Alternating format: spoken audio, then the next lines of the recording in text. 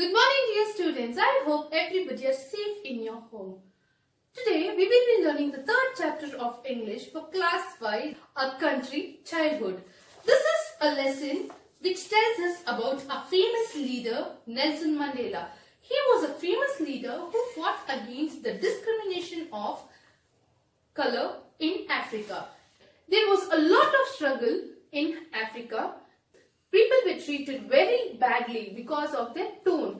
They were treated very badly and they were completely avoided. There was a lot of discrimination happening in Africa. He was the first person who stood for them and fought against this and became the first president, colored president of the nation. Now we will be learning about the childhood, how was he brought up in his village and what made him to become a leader. So let us now learn about the biography of Nelson Mandela. Nelson Mandela was born in a very small village in Kuno in Africa. His mother was managing 3 huts in Kuno. Long back it was a culture followed in Africa where the children of uncle and aunt was treated as brothers and sisters. They were not treated as relatives or cousins. Instead they were treated as brothers and sisters. Here the hut was completely filled with children and there were too many kids at home.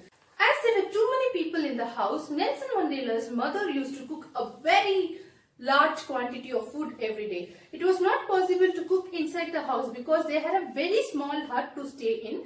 But instead what she did, she brought all the things which was kept outside of the house. In between all the 3 huts, she used to keep a 3-legged iron stove and she used to prepare a lot of food for that. Every day people used to sit, that is all their relatives, all their uncle, aunt, all the kids together sit and they have their food together.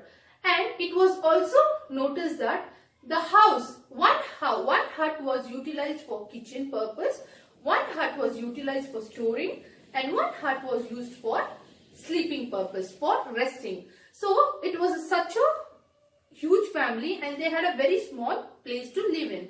All the people used to live in the same house, in that same hut, and they did not have much furniture to sleep in. So they used to sleep on the mat on the floor and take rest.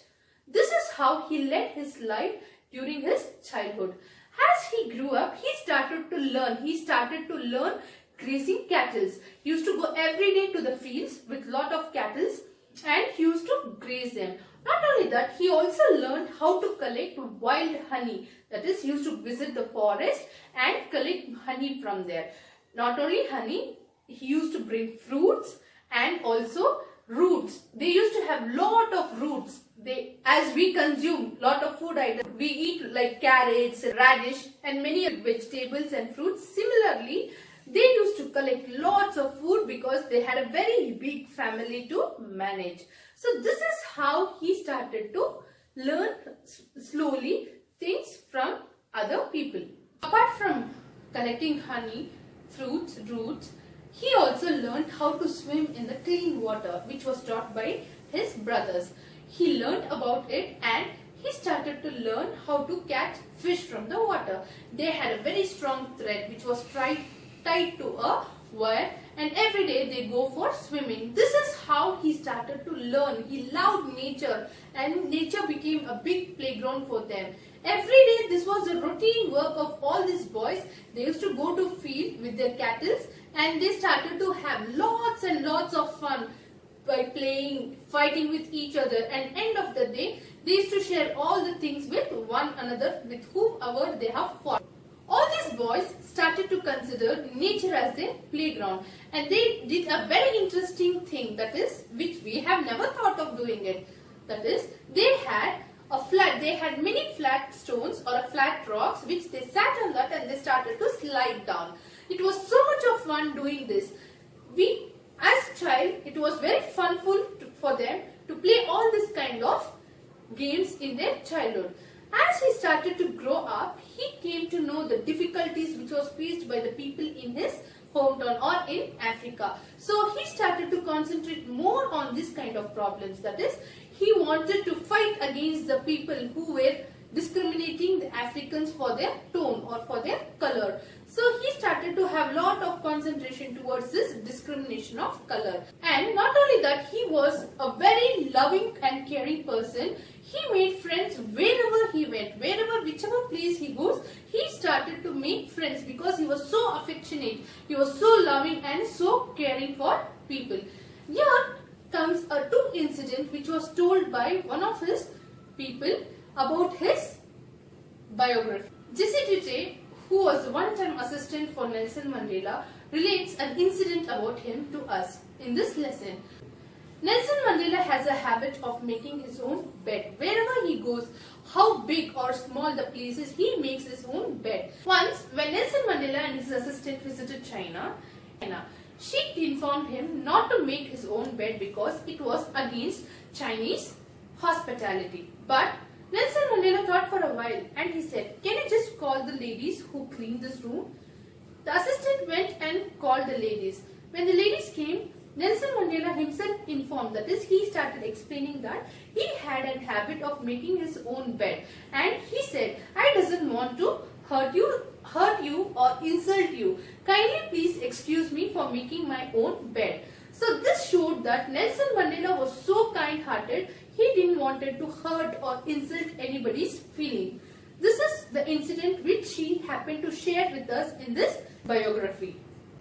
There is another incident which was shared by Richard Stengel, who worked with Nelson Mandela at the time of his autobiography. Once it was happened that they were travelling in a flight to a place in South Africa. As soon as Nelson Mandela and his crew member boarded their flight, Nelson Mandela collected some newspaper and he started to read. Once he finished his reading, he just looked from the window. He saw something. What was it? The propeller of the flight stopped working, and immediately he called Richard and he said, "Look what is happening here." And he was very calm throughout his trip. And he immediately said, "Richard, please kindly go and inform the pilot about the incident which is happening." Richard immediately rushed to the pilot cabinet and explained what was happening. By then, pilot would realize what exactly the issue was, and he said, "Sir, I request you to kindly go and take your seat. It is already being noticed by us, and definitely this issue will be solved. You need not have to worry or panic about the issue." Richard came back and informed Nelson Mandela. Nelson Mandela did not have any kind of expression. He did not show any expression in his face. He was silently sitting and watching what was happening. By then, it was informed to the airport. Ambulance and other measures were taken to rescue the flight. The flight landed safely and nothing had happened to any people. Once he came out from the airport, he said, Richard, I was so scared about today's incident." After listening to Nelson Mandela, Richard then realized this is what courage is. Courage is not about not being scared. Courage is terrified and not showing it out. Richard got courage looking at Mandela because he pretended not to be scared throughout his life. This is what made him a great man. Nelson Mandela was awarded Nobel Peace Prize Award in the year 1993, and he passed away in his hometown, Johannesburg, in the year 2013 December. This is all about the biography of Nelson Mandela. Thank you, students.